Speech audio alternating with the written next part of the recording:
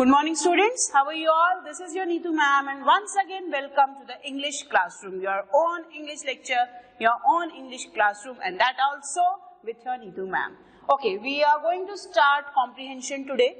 We have done direct and indirect speech and I hope आपका वो topic बहुत अच्छे से cover up हो गया है. Now, just to change the mood, I am again here with a different topic and that is comprehension.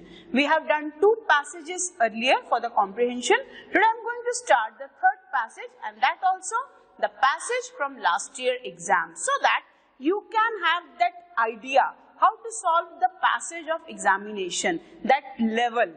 Easy नहीं करेंगे हम, स्टार्ट ही डिफिकल्ट से करेंगे, एग्जामिनेशन पेपर से करेंगे सो दैट आपकी प्रैक्टिस भी बहुत डिफिकल्ट लेवल की होगी. ओके, तो are you ready for the comprehension? Let's start it. So students, the passage is from NDA first paper and that is also from year 2007. That means हम जो examination papers हैं उसको solve कर रहे हैं एंड आपकी passage की practice भी हो रही है ना. Checkout. I was beginning to tire a little. Now I have told you earlier कि you have to pay attention on the characters of the comprehension to understand the mood of the passage, to understand the scene of the passage. Who is the character? I. अभी I कौन है? The author, जो अपनी experience बता रहा है, जो अपनी story बता रहा है. Now I was beginning to tire a little. Tire करना means थक जाना. Tire a little now. That means I suppose कि he is doing some process. वो कुछ प्रोसेस कर रहा है, कुछ काम कर रहा है और अब वो थक गया है. Now I had been cutting continuously for 2 hours. So he is explaining some more about his process, some more about his activity. वो पहले ही बता चुका है कि अब वो थक चुका है और क्यों थक चुका है? Because वो 2 घंटे से कुछ काट रहा है. कटिंग. अब सी यहाँ पे क्लियर नहीं है कि कटिंग द ट्रीज या कटिंग द वुड, बस यहाँ पर है कटिंग. दैट मीन्स कुछ तो काट रहा है.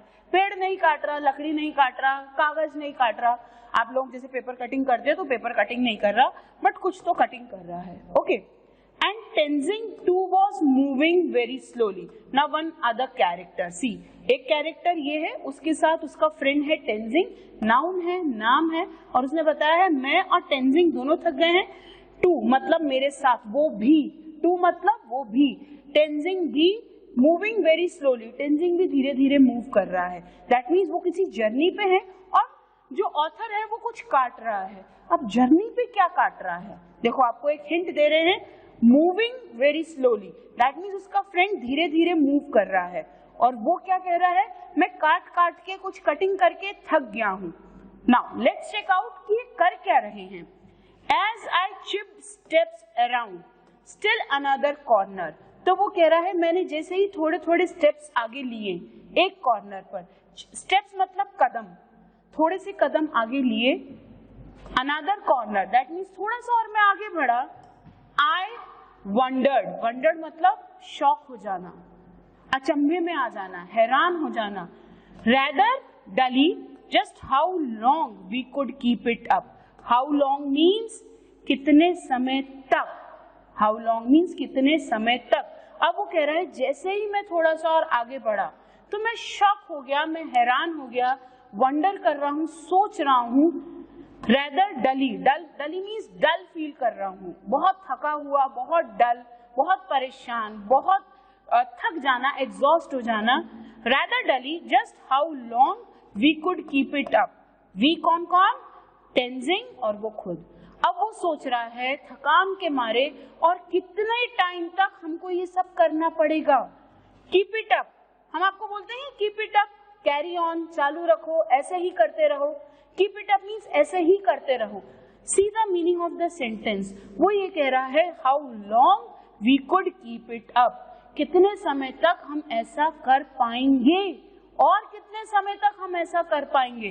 कुड मीन्स कर पाना और कितने समय तक हम ऐसा कर पाएंगे.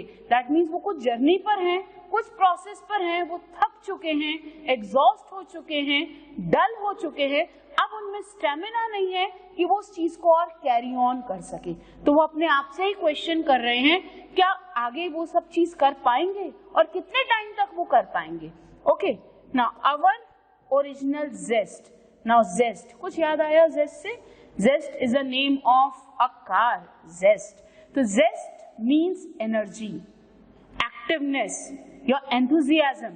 तो वो कह रहा है our original zest had now quite gone.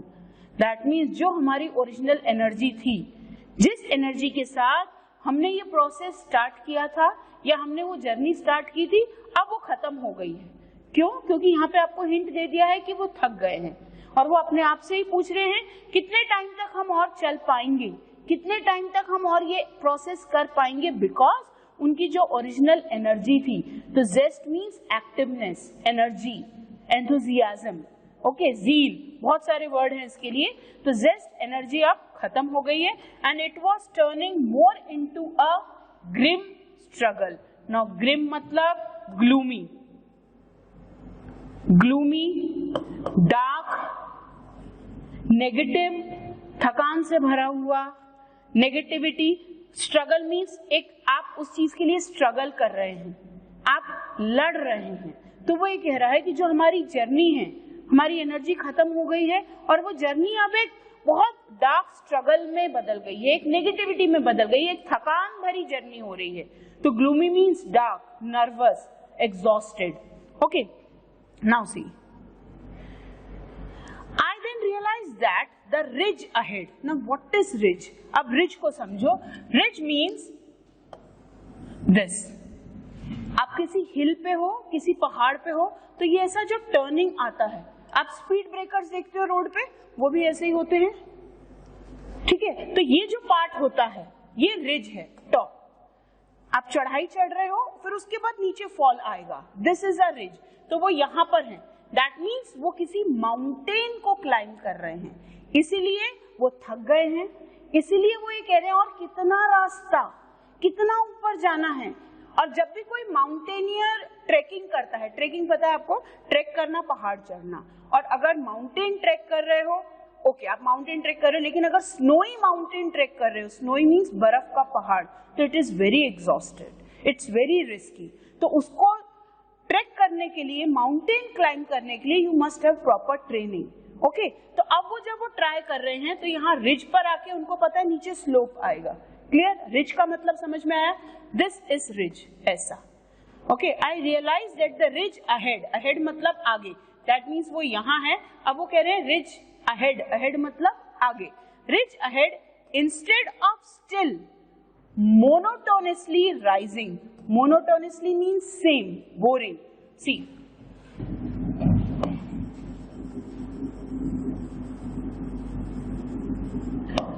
monotonous work means एक जैसा, सेम, कोई चेंज नहीं।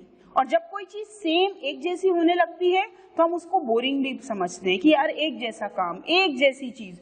तो मोनोटोनस मीन्स सेम, एक जैसी।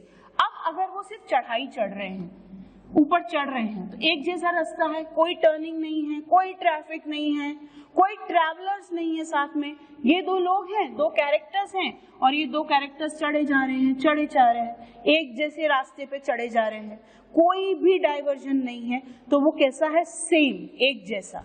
सी, मोनोटोनस का मतलब समझ में आया? Now see, instead of still monotonously rising, monotonously rise करने के बजाय अब क्या है? Now dropped sharply away, that means वो यहां पहुंच गए हैं, अब नीचे आने का टाइम आ गया है। क्लियर? तो वो क्या कह रहा है? इंस्टेड ऑफ राइजिंग, अब वो कहां है? अब वो यहां पर है, अब ड्रॉप होना है नीचे, दैट मीन्स अब वो रिज पर पहुंच गए हैं, यहां पर अब नीचे आने का टाइम है, दैट मीन्स पीक पर पहुंच गए हैं, टॉप पर पहुंच गए। And what word we use for the peak of a mountain range? Summit, Mount Everest summit, याद है? Summit means top of mountain. Okay, now dropped sharply, देखो एकदम sharply drop, यहाँ पहुंच के एकदम नीचे, sharply away and far below, far below means दूर, नीचे, यहाँ पे। अब वो ऊपर पहुंच गए हैं, वो कह रहा है far below, दूर, नीचे। I could see the North Col and Rongbuk Glacier. तो वो क्या बोल रहा है ऑथर? कि वो यहाँ पर है और दूर नीचे यहाँ पर मुझे ग्लेशियर दिखाई दे रहा है ऊपर से। Such a wonderful experience being on the top of the mountain and just having the feeling of winning that mountain. जब भी आप कोई माउंटेन चढ़ाई कर लेते हो तो वहां पर आपको ऐसा लगता है कि आपने कुछ जीत लिया है, you have won everything, because now you are on top of the thing, top of the world, सबसे ऊपर। ओके, वहां पहुंच के उसको क्या दिख रहा है, वहां एक ग्लेशियर दिख रहा है। सी, आई लुक्ड अपवर्ड्स, अब उसने और ऊपर देखा, ऊपर क्या है, आसमान है और आसपास पहाड़ी पहाड़ हैं। I look upwards to see a narrow ridge running up to a snowy summit. अब वो कह रहा है मैं यहाँ पर हूँ, मैंने और ऊपर देखा तो और ऊपर भी एक टॉप पर पीक है, मैं उसके ऊपर भी जा सकता हूँ। ओके, स्नोई समिट मीन्स बर्फ से घिरी हुई पहाड़ की चोटी, बर्फ से घिरा हुआ पहाड़ का top. I see a narrow ridge, narrow means एकदम पॉइंटेड, एकदम पॉइंटेड। तो यहाँ क्या है, बर्फ ही बर्फ और माउंटेन का peak, summit. Running up to a snowy summit, a few more whacks of ice axe. Now what do you mean by ice axe? Axe मतलब कुल्हाड़ी, और ice axe means बर्फ को काटने वाली कुल्हाड़ी। बेटा जब भी माउंटेनियर्स स्नोई माउंटेन को क्लाइम करते हैं वो ऐसे ही नहीं चढ़ते, नहीं, otherwise they will slip down, वो फिसल जाएंगे। तो they take a axe, axe लेके जाते हैं जिससे वो बर्फ निकालते हैं, फिर अपना पैर वहां जमाएंगे, फिर ऊपर चढ़ेंगे, नहीं तो वो स्लिप हो जाएंगे। Okay, whacks means cutting off the ice to settle your foot there. Now see, जब बर्फ का पहाड़ है, यहाँ चढ़ना है तो यहाँ पहले खोदेंगे, बर्फ निकालेंगे, फिर यहाँ पैर रखेंगे, फिर आगे दूसरे पैर के लिए भी वो बर्फ साफ करेंगे, फिर पैर जमाएंगे। तो whacks means cutting off ice, forcefully just attacking that thing और वो रास्ता बनाना। तो what they are saying, a few more, बस थोड़ा सा और ऊपर जाना है, थोड़ा सा और बर्फ साफ करके अपने कदम वहां सेट करने हैं। Wax of ice axe in the firm snow, देखो स्नो, स्नो मीन्स बर्फ, दैट मीन्स बर्फ को थोड़ा सा और, थोड़े से कदम और बाकी हैं, हमें बर्फ निकाल के ऊपर चढ़ना है, because otherwise they will slip back, क्योंकि अब कैसा टाइम है, अब नैरो है, तो बहुत संभल के चलना है। पर अगर स्नोई माउंटेन पे वो ट्रैक भी कर रहे हैं तो यहाँ से भी जर्नी स्टार्ट करेंगे, उनका प्रोसेस ऐसा ही होगा। They will take ice axe with them, और उसके बाद वो बर्फ साफ करेंगे, फिर अपना पैर वहां फर्मली जमाते हैं, फिर दूसरे हाथ से बर्फ साफ करेंगे, फिर ऊपर चढ़ना है तो फिर पैर वहां स्टेबल रखते हैं, अदरवाइज वो स्लिप हो जाएंगे। In the firm snow and we stood on the top, तो वो क्या कह रहा है, बस थोड़े से कदम दूर हैं, थोड़ा सा और ऊपर चढ़ना है और हम यहाँ टॉप पर पहुंच जाएंगे। तो understood the paragraph, a passage about climbing of a mountain and reaching on the snowy summit and the experience of two mountaineers, one is author, other is Tenzing. Now we will solve the questions based on this passage. Now you can take the screenshot of it so that आप पूरा का पूरा paragraph का screenshot लेके उस पे answers mark कर सकते हैं। You can check your answers with what I am doing in the video. Okay?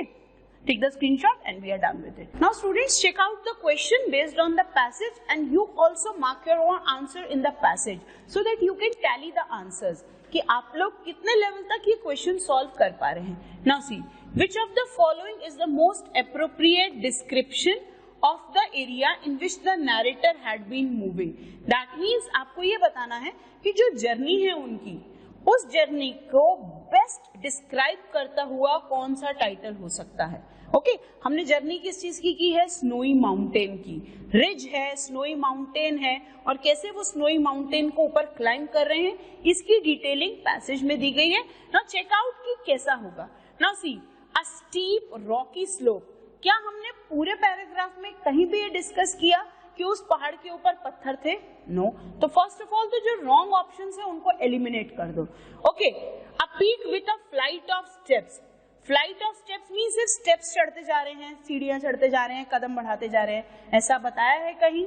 No. Now see, दो बचे हैं, दो हमने एलिमिनेट कर दी, आपकी आधा प्रॉब्लम खत्म हो गया। Now see, a long ridge, ridge मैंने आपको बताया था, दिस इज थिंग, लेकिन रिज के साथ साथ आपको और भी कुछ बताया गया है। क्या बताया गया है? स्नो। ठीक है, now see, high peak covered with snow, यहाँ स्नो नहीं है पर यहाँ है, तो this is the right answer. What your correct answer? Marks मिल गए full? Okay, check out the next. See the next question. I had been cutting steps continuously for 2 hours suggests that. ये statement हमने paragraph में पढ़ा है, starting ही line में है कि जो ऑथर है he said he is bit tired, वो थक गया है। क्यों थक गया है? वो पिछले 2 घंटे से कुछ काट रहा है। और वो क्या काट रहा था? वो बर्फ को काट के जाने का रास्ता बना रहा था वैक्स से। आइस एक्स थी और वैक करना मीन्स वो बर्फ को हटाना, तो वो बर्फ को काट काट के रास्ता बना रहा था ना। इस लाइन से क्या हमें समझ में आता है, हमें वो देखना है। Check out this, the climber was unskilled in the art of making steps. क्या वो जानबूझ के देखो अनस्किल्ड मीन्स बिना सीखा हुआ, नौसिखिया, जो ट्रेंड नहीं है। तो क्या पैराग्राफ में कहीं ऐसा है कि जो क्लाइंब कर रहा है उसको ट्रेनिंग नहीं मिली हुई और बिना ट्रेनिंग के वो कुछ काट रहा है? नो, मैंने आपको पैसेज के टाइम पे भी बताया है कि one who climbs the mountains must have proper training, तभी वो क्लाइंबिंग स्टार्ट करते हैं। जो अनट्रेंड होते हैं वो इतना बड़ा रिस्क लेते ही नहीं है। ओके, तो ये तो गलत ही हो गया। Now he had to cut the steps out of snow before climbing up, which was necessarily a slow process. Okay, वो प्रोसेस स्लो था क्योंकि धीरे धीरे ही ऊपर जाना है। अगर जल्दी करेंगे तो हो सकता है स्लिप हो जाए। Okay, see this, the slowness was caused by the fact that as soon as he cut the steps they were again covered with snow. पूरे पैसेज में कहीं ये बताया है कि जब वो बर्फ हटा रहा था तो फिर से बर्फ आती जा रही थी? नो, कहीं भी ये डिस्कस नहीं हुआ। तो रॉन्ग। बेटा जो भी आप आंसर्स देंगे वो एज पर द कॉन्टेक्स्ट देंगे, as per the views of author देंगे। मैंने आपको कॉम्प्रिहेंशन स्टार्ट करने से पहले ये 2 रूल बताए थे। नो मैटर आपकी नॉलेज क्या है, लेकिन ये आंसर किस अकॉर्डिंग देना है, पैराग्राफ में आपको क्या इंफॉर्मेशन मिली है उसी के ऊपर आंसर देना है, अपने मन से कुछ भी नहीं लगाना है। Okay, now see, he had to work suspended from a ledge. Now ledge means again, जैसे आप फावड़ा होता है, फावड़े से मिट्टी निकालते हो, तो लेज इज द सेम थिंग। तो वो सस्पेंडेड मतलब रुक रुक के, सस्पेंड करना, ब्रेक कर लेना, टेम्परेरी ब्रेक करना। तो ऐसा कहीं भी नहीं बताया कि वो अपने काम से रुक गया है, कहीं भी नहीं। वो धीरे धीरे कर रहा है बट वो कर रहा है। So this is also wrong. Correct option is this B. See, he had to cut the steps out of the snow. ये पता है हमको, उसको ऊपर चढ़ने के लिए बर्फ हटानी है धीरे धीरे। Before climbing, of course climb करने से पहले उसको बर्फ हटानी है, तभी तो वो क्लाइंब करेगा। Which was necessarily a slow process, धीरे धीरे धीरे ऊपर जा रहे हैं। क्यों? एक तो हाइट पे जाना है, सेकेंड पूरा स्नो है, थर्ड वो थक गए हैं। तो तीनों कंडीशंस इसमें मैच हो रही हैं। Okay, check out this, it was turning more into a grim struggle. Grim struggle means कुछ डेस्टिनेशन नहीं दिख रही, कुछ मंजिल नहीं दिख रही, बस वो चले जा रहे हैं। सी, पहाड़ पे चले जा रहे हैं। मोनोटोनस वर्ड यूज हुआ है। मोनोटोनस मीन्स बोरिंग, सेम, एक जैसा काम कर रहे हैं, कुछ अलग नहीं दिख रहा। वो चढ़े जा रहे हैं, उनको पीक भी नहीं दिख रही, यहाँ पे हैं, वो थक चुके हैं, कुछ और ऑप्शन भी नहीं है, वो यहाँ पर आ चुके हैं। तो that means grim struggle, struggle तो है, लड़ाई है, एक फाइट है, और वो ग्रिम कैसा है, डल होती जा रही है, कुछ उसमें एनर्जी नहीं बची है। ग्रिम मीन्स डार्क, ग्लूमी, डल। अब इसका मतलब क्या होगा इन ऑप्शन में से, चेक करो आप। That after the long exertion, what do you mean by this exertion? Exertion means थकान। हम बार बार एक वर्ड यूज करते हैं, exhaust. What do you mean by exhaust या exhausted? That means एनर्जी खत्म हो जाना। Exhaust या exhausted means थक जाना, एनर्जी खत्म हो जाना। I am exhausted means मैं थक चुकी हूँ। तो exhausted या exhaust कब होता है? जब बहुत ज्यादा exertion होता है। Exertion means बहुत मेहनत होना, बहुत ज्यादा मेहनत के बाद थकान हो जाना। That after the long exertion, that means बहुत लंबी जर्नी के बाद, बहुत मेहनत के बाद, he was feeling so weak, वो बहुत थक गया था, that any further climbing meant a hard struggle with the forces of nature। अब वो ये कह रहा है कि ऊपर चढ़ते चढ़ते वो इतना थक गया है कि अब वो बिल्कुल थोड़ा भी आगे बढ़ेगा तो हो सकता है उसकी एनर्जी बिल्कुल खत्म हो जाएगी। पैसेज में ये बताया गया है कि how long it will take, बताया है वहां पे एक लाइन है कि वो बिल्कुल थक चुका है, टोटली एग्जॉस्ट हो चुका है, और वो वंडर कर रहा है कि अब और कितना टाइम है कि we can keep it up, कि हम कैरी कर पाएंगे, बिकॉज उसकी एनर्जी खत्म हो चुकी है। तो ये ऑप्शन एक हम रखते हैं, कंसिडर करते हैं। Next, that Tenzing was making the task more difficult. Tenzing कौन? ऑथर का फ्रेंड। क्या पूरे पैसेज में ये बताया है कि उसका फ्रेंड उसके लिए प्रॉब्लम क्रिएट कर रहा था? क्या पूरे पैराग्राफ में कहीं भी है? नहीं, तो ये नहीं। That strong cold wind was pushing him down from above and he had to struggle with the forces of nature। क्या पूरे पैसेज में कहीं भी ये बताया है कि तेज हवाओं के कारण वो नीचे स्लिप हो रहे हैं?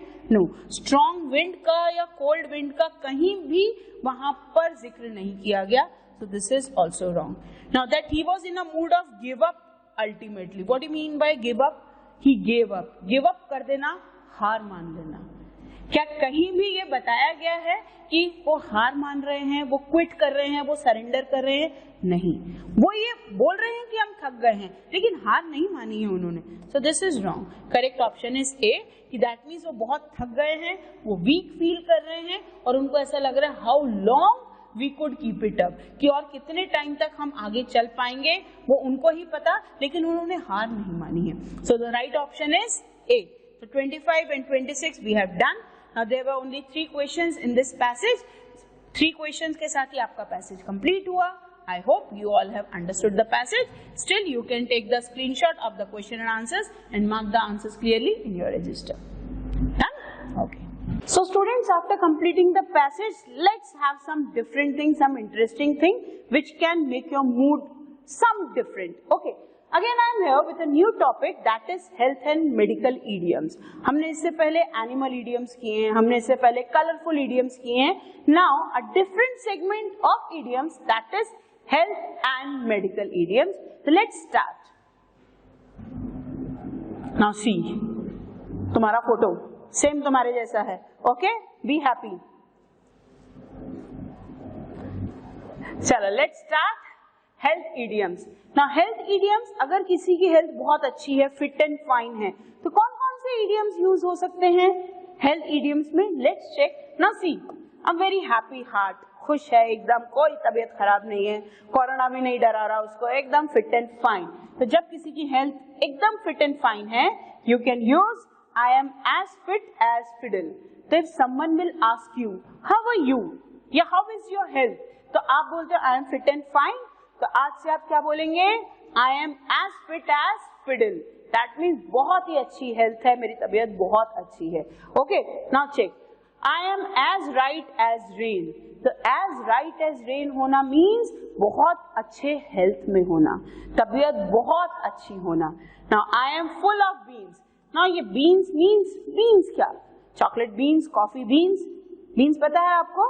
कॉफी बीन्स जिससे कॉफी बनती है. Okay, now I am full of beans means बहुत एनर्जी में, हेल्थ बहुत अच्छी है.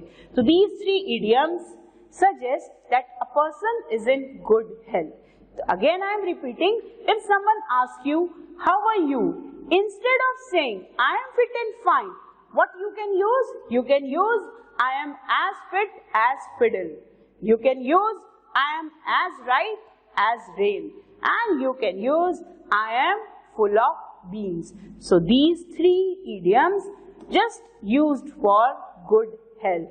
इसका ऑपोजिट, अगर किसी की तबीयत खराब है, अगर किसी की हेल्थ अच्छी नहीं है, सी कैसा बेचारा रो रहा है, दुखी है, इसको देखो कितना हंस रहा है. कैसे हो आप? ऐसे हो कि ऐसे हो? ऐसे हो. ओके, और अगर ऐसे हो तो जल्दी से ऐसे हो जाओ. नाउ सी, किसी की बैड हेल्थ है, किसी की तबीयत खराब है, तो कैसे बोलेगा वो? I am feeling a bit out of sorts. Out of sort means out of mood. मेरा मूड खराब है, मेरी तबीयत खराब है, मुझे अच्छा नहीं लग रहा. I am unwell. तो अगर आप नॉर्मली बोलते हो unwell, unwell means not well, तबीयत खराब होना.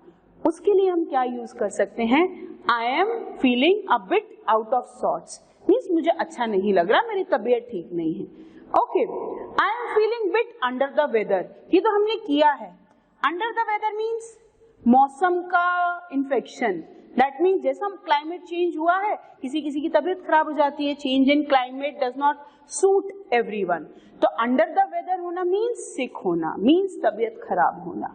ओके, ना I am bit of colour. Colour ही बदल गया लो, मीन्स कलर, शक्ल ही चेंज हो गई, बीमारों वाली शक्ल हो गई है. तो अगर बीमारों वाली शक्ल हो गई है तो out of colour. See, off colour means out of colour, off colour. So 3 idioms. When a person is not feeling well, a bit off color, a bit under the weather या bit out of sorts. So these 3 idioms for bad health and these 3 idioms for good health. तो ये 6 के 6 idioms अपने register में लिखेंगे under the heading health and medical idioms. तो for good health these 3 idioms, for bad health these 3 idioms. जल्दी से screenshot ले लो दोनों का और तीनों idioms दोनों situation पे याद करके रखना. Okay. Now students, some more idioms related to health or related to medical thing. Okay, the next idiom is alive and kicking. Kick boxing, kick करना, मार देना, punch कर देना, boxing करना, kick करना. Kick the ball, so that means ball को kick करना. Now alive means lively, एकदम energetic. तो alive and kicking means energetic है और दूसरों को punch मारते फिर रहे हैं. See what the girl is doing? Punching others और एकदम बिल्कुल बॉक्सिंग के मूड में, कराटे के मूड में.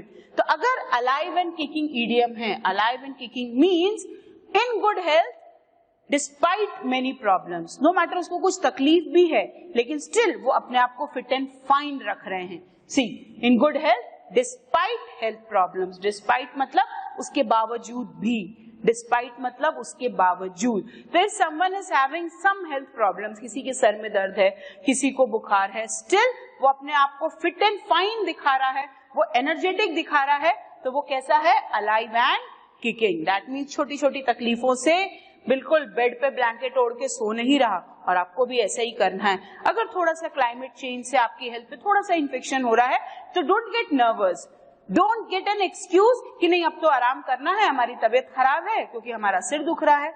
No, just be alive and kicking. That means अगर थोड़ी सी प्रॉब्लम है भी सही, थोड़ा सा कट लग गया, थोड़े से गिर गए और बिल्कुल बिस्तर पे आराम कर रहे हैं, ऐसा नहीं करना है. You must be alive and kicking despite small small problems. उनको अवॉइड करना है, उनको इग्नोर करना है. ओके, तो alive and kicking clear. Next see as pale as ghost. See the cutest ghost I have seen. इससे क्यूट घोस्ट आपने कहीं देखा नहीं होगा.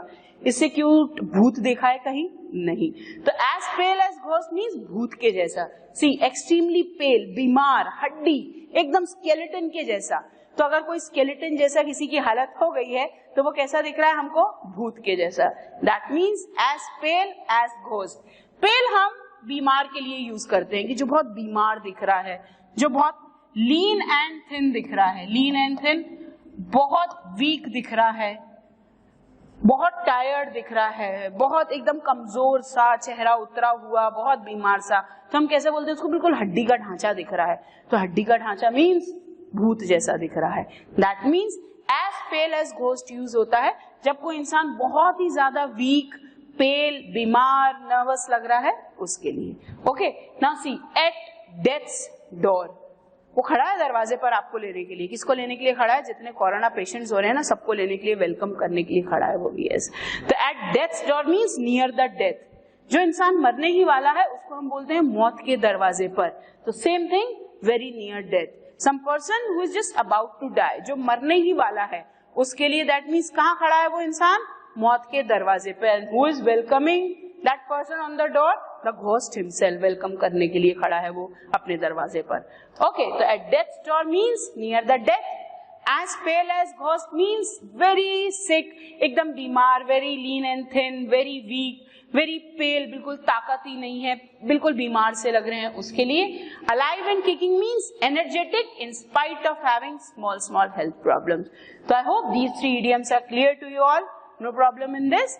Now we'll move forward to the next. Now students, just to recall what we have done till now, as fit till means physically fit, totally energetic, कोई problem नहीं है. At death's door means very near death, जो सिर्फ मरने ही वाला है, वो एकदम just about to die.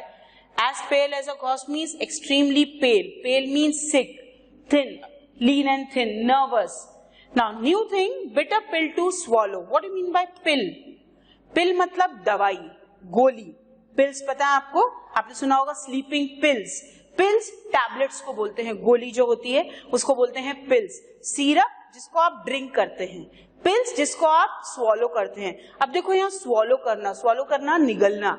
आप कोई भी टैबलेट को चबाते नहीं हैं, आप च्यू नहीं करते, आप उसको स्वॉलो करते हैं. बिटर मतलब कड़वी. तो bitter pill to swallow means कड़वी दवाई है जिसको आपको निगलनी है. अब आपको डॉक्टर कड़वी दवाई क्यों देता है, मीठी दवाई क्यों नहीं देता? क्योंकि वो दवाई है, वो चॉकलेट नहीं है कि आपको टेस्ट के अकॉर्डिंग मिलेगा। तो अगर तबीयत ठीक करनी है तो आपको कड़वी दवाई खानी ही पड़ेगी, नो मैटर उसका टेस्ट कितना भी कड़वा है, पर ठीक होना है तो कड़वी दवाई निगलनी ही पड़ेगी। अब इसका मीनिंग क्या है? इसका मीनिंग ये है कि अगर आपको कुछ अचीव करना है तो आपको मेहनत करना ही पड़ेगा, नो मैटर उसमें कितनी भी प्रॉब्लम्स आए, उससे कोई फर्क नहीं पड़ता, आपको आगे बढ़ना ही पड़ेगा। See an unpleasant fact that one must accept, सच्चाई कड़वी होती है बट आपको उसको एक्सेप्ट करना ही पड़ेगा। दैट मीन्स सच कितना भी कड़वा हो, you must accept the fact. Okay, that means दवाई कितनी भी कड़वी है उसको निगलना तो पड़ेगा, तभी उसका रिजल्ट आएगा। Okay, now see the next one. Next is get a Charlie horse. Charlie horse use होता है when someone gets a cramp in the shoulder और in the leg. Cramp means मोच आ जाना, जब किसी के पैर में मोच आ जाती है तो उसको एज एन इडियम यूज करते हैं, he got a Charlie horse, उसको मोच आ गई है, that means a cramp. See cramp means मोच आ जाना, दिस इज अ वर्ड कि आपका कई बार आपका हाथ लचक गया, पैर लचक गया, दैट मीन्स मोच आ गई। Now it's not a fracture, it's not a fracture, it's just a cramp in the muscles. Muscle में जब क्रैम्प होता है उसको हम बोलते हैं मोच आ जाना। Now to get a Charlie horse means मोच आ जाना, that means to develop a cramp in the arm और द लेग। दैट मीन्स कई बार जैसे कहते हैं शोल्डर पे मोच आ गई, पैर में मोच आ गई, हाथ में मोच आ गई, that means cramp. Mind this is not a fracture, this is not a gap in the bone, हड्डी से रिलेटेड कोई बात नहीं है, जस्ट अ मसल पेन, उसके लिए यूज होता है Charlie horse. Okay, see this, have one foot in the grave. Grave means कब्र, तो कई बार कहते हैं उनका एक पैर कब्र में है, that means about to die, मरने ही वाले हैं। अब कब्र में एक पैर है तो दूसरा पैर बाहर है तो दूसरा भी वहीं चला जाएगा, that means about to die. Now to be near death, मरने ही वाले हैं। Okay, now see run in the family. तो run in the family means heredity, जो जीन्स में है, अब पहनने वाली जीन्स नहीं, biological genes. Sometimes we can say कि this is the family heredity, किसी के बाल बहुत लंबे हैं, किसी की आईज बहुत अच्छी हैं, किसी को फैमिली में कोई बीमारी है। Now see whenever we talk about the illness, diabetes और asthma, they run in the family, they transfer from generation to generation through genes, तो वो जीन्स से ही ट्रांसफर होती हैं, that means इनको ये फैमिली से ही मिला है। It can be diseases, it can be some other things also। आपका फिजिक, आपका आउटलुक, आपका कॉम्प्लेक्शन, ये आपको थ्रू द फैमिली मिला है। तभी तो कई बार हम बोलते हैं कि ये तो बिल्कुल अपने मॉम जैसा दिखता है, ये तो बिल्कुल अपने डैड जैसा दिखता है, इसके बाल बिल्कुल अपने मॉम जैसे हैं, इसकी आंखें बिल्कुल अपने डैड जैसी हैं। दैट मीन्स वो फैमिली से जीन्स के through generation to generation transfer हुआ है। तो run in the family means common in the family, कि ये तो इनकी फैमिली में कॉमन थिंग है कि they are having good height. किसी की हाइट कम है, सब शॉर्ट हाइट है, तो क्या बोलते हैं ये तो इनकी फैमिली में ही है कि इन सबकी हाइट कम है। तो run in the family means family heredity, that means common thing in the family which passes through genes from one generation to another. See, to be a common family characteristic, किसी की family की common quality होना, common characteristics होना। It can be physique, it can be look, it can be disease. Okay, I hope these three idioms are clear to you. Next we'll do the next. See boys, next idiom is under the weather. We have done this. Under the weather means under the infection of climate change. That means feeling unwell, feeling some infection. That means not feeling well. Not feeling well के लिए I have given you one word, unwell feel करना. That means अच्छा नहीं लगना, तबीयत ठीक नहीं लगना. तो under the weather means feeling unwell या not feeling well. Next is sick and tired of. ये सुना है हमने. कब सुना है? घर पे जब आप मॉम को बहुत परेशान करते हो तो मॉम क्या बोलती हैं? मैं थक चुकी हूँ तुम्हारी इन परेशानियों से, थक चुकी हूँ इन बदमाशियों से. Your teacher in the school, most of the time they use this phrase, I am sick of all your naughtiness, I am tired of all your excuses. When every day you just give your excuse, I am not able to do the homework, कुछ भी reason लगा के अगर आप homework नहीं कर रहे हो, what your teacher says you again and again, I am tired of your silly excuses. तो sick of या tired of, means extremely annoyed, बहुत गुस्सा हो जाना, बार बार कोई चीज रिपीटेडली हो रही है, उस पर अगर कोई रिएक्शन दे रहा है और बहुत नाराज हो रहा है तो वो ये बोलेगा I am sick and tired of, मैं परेशान हो चुकी हूँ उस चीज से. Okay, see extremely annoyed, annoyed means गुस्सा हो जाना by something that occurs repeatedly, बार बार एक ही चीज हो रही है. तो जब कोई इंसान वो बार बार रिपीटेडली उस चीज से परेशान हो जाता है तो वो यूज करता है आई एम सिक ऑफ या आई एम टायर्ड ऑफ, नहीं तो दोनों ही मिला के आई am sick and tired of. तो अगर ये अकेला भी आ रहा है I am tired of all your naughtiness, I am tired of all your silly excuses, that means extremely annoyed by something happening repeatedly. Okay, now see, go under the knife. चाकू के नीचे कैसे जाएंगे?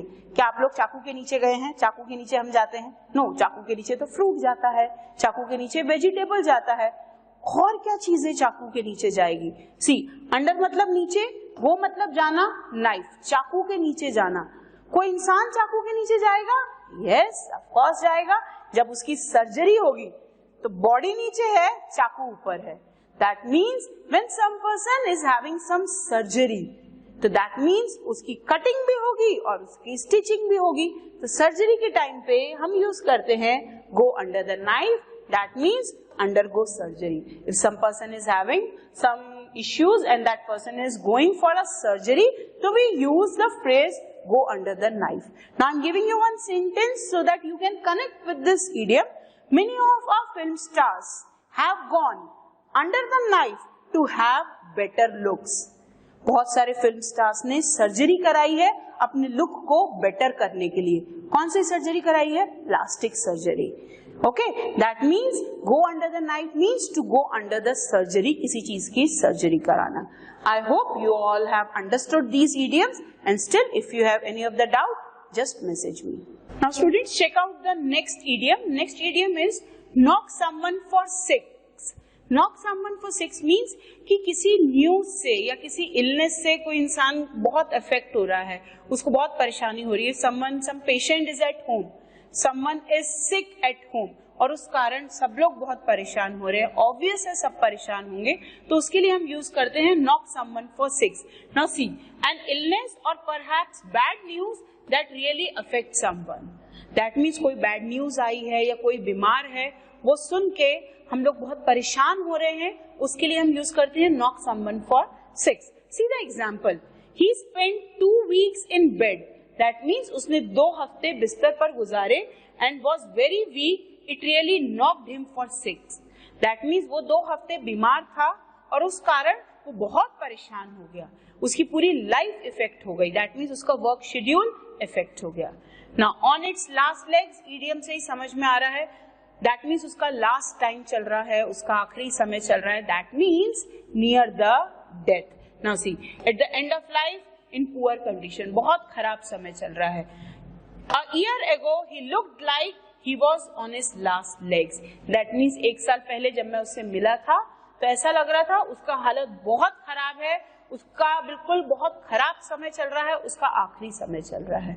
ओके, आउट ऑफ सॉर्ट्स हमने अभी किया है. Out of sorts for bad health. Remember the first slide we saw a broken heart, a crying heart. उसमें हमने किया था when anyone is in bad health, we use the idiom that is a bit out of sorts. Out of sorts, तबीयत खराब होना, unwell होना. See. Now, Sarah unfortunately. What do you mean by unfortunately? Unfortunately means बदकिस्मती से. Now see the word fortunate. Fortunate means किस्मत वाला. Okay, unfortunate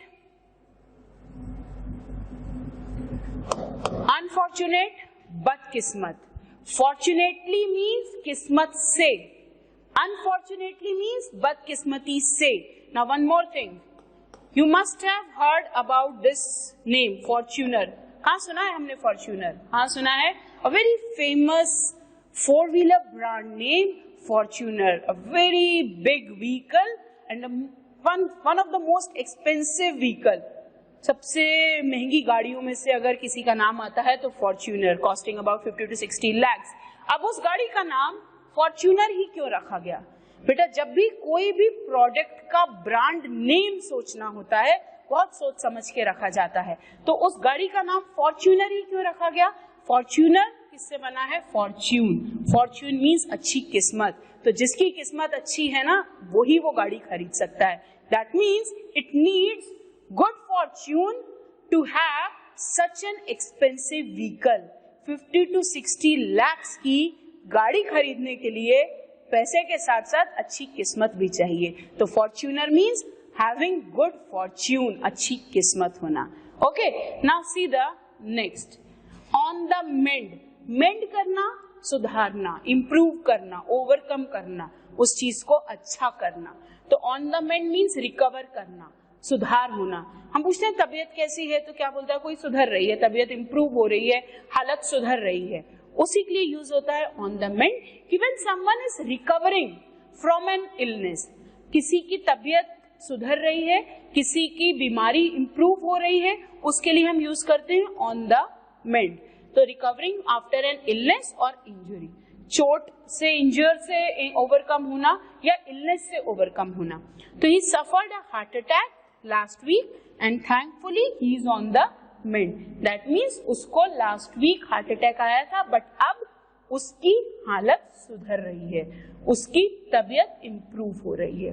okay, so I hope you all have understood all these idioms. Just take a screenshot of the full and the words I am giving you in the mid of the thing so that नए नए words सीखने को मिले। और याद रखना कि जो नए नए वर्ड्स हमने सीखे हैं, कहीं भी अगर आप इसको पढ़ोगे, अब आपको मीनिंग क्लिक करना है दिमाग में, डिक्शनरी में नहीं ढूंढना है, दिमाग में सर्च करना है। Okay, I hope you have taken the screenshot. All this for today.